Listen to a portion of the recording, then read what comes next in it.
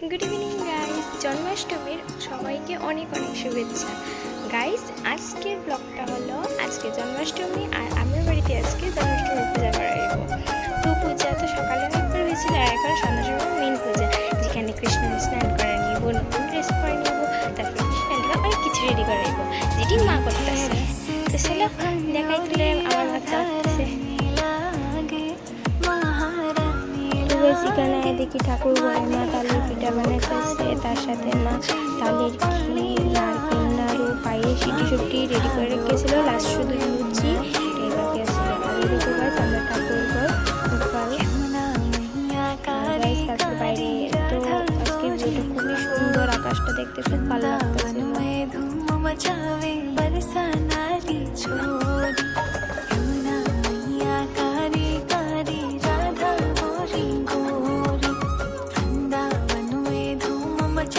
এরপর তো গড়াই দিয়ে আমার বোনের নৌকা টিভি দেখতেছে।